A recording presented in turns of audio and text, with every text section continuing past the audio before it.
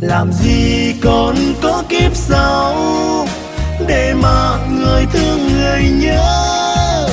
Trăm năm kiếp này không tròn, người đừng hẹn ước kiếp sau. Vì cuộc đời thì phải có hư vô, biết gì đâu khi đã là cát bụi.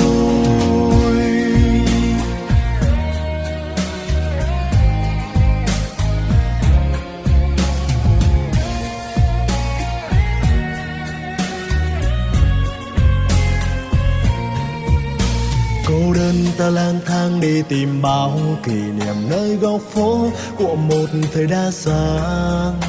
Người xưa đâu chỉ còn mối hoang tàn, lạnh lùng một mình ta lặng lẽ trong màn đêm. Người ơi sao người vội nỡ bước quên mau bao tháng ngày êm đềm.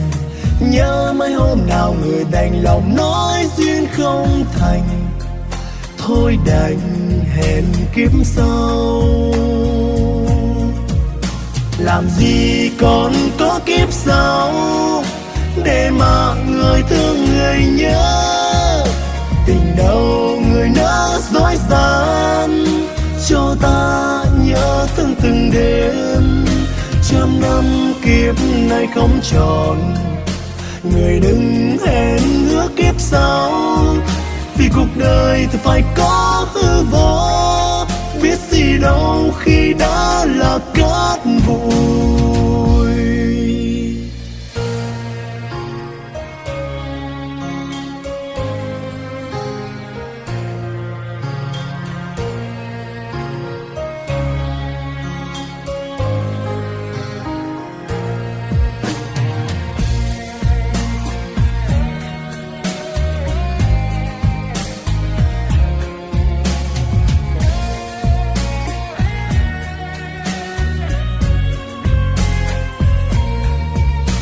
Cô đơn ta lang thang đi tìm bao kỷ niệm nơi góc phố của một thời đa sáng.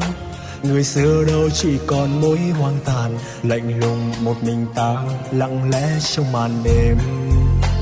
Người ơi sao người vội nỡ bước quên mau bao tháng ngày êm đềm. Nhớ mấy hôm nào người đành lòng nói duyên không thành, thôi đành hẹn kiếp sau. Làm gì còn có kiếp sau để mà người thương người nhớ. Tình đâu người nỡ dối gian, cho ta nhớ thương từng đêm. Trăm năm kiếp này không tròn, người đừng hẹn ước kiếp sau. Vì cuộc đời thì phải có hư vô, biết gì đâu khi đã là cát bụi. Chỉ vì ta quá chót yêu nên giờ này ngồi ôm niềm nhớ. Tình đâu tình lỡ mất nhau, kiếp sau có khi gặp nhau. Trăm năm kiếp này không tròn, người đừng hẹn ước kiếp sau. Vì cuộc đời thì phải có hư vô, biết gì đâu khi đã là cát bụi.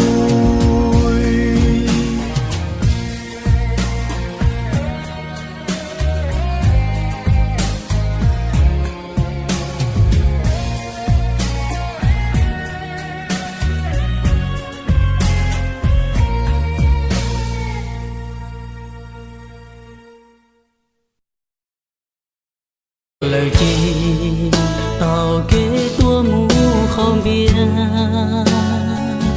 đỡ kế tu xia thía đỡ cho kế nhỏ co đã che tên lia không biết đâu xóa cho kế vì có xia phê cú thía ly sông ly nó có thầu tư chỉ có tua mu hậu chờ trong phước có cơ thía câu cờ son cho cá sao nên bao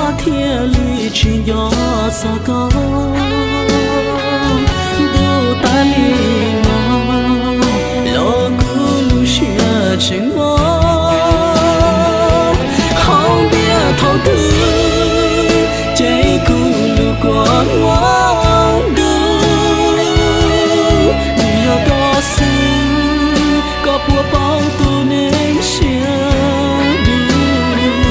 không biết bao thứ lỗ từ chỉ rong lỗ xưa tu nên xưa đưa xin nu có trong cuộc chuyện đời của nó chế những rong li nó xóa nu để có cùng gió cứ li cùng gió có thiên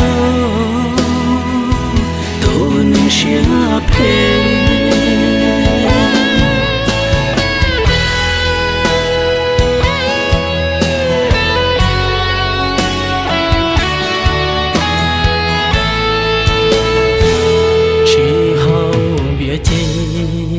rong li lu xia mò mò vì cố chân gió phía cho chỉ tao cả chế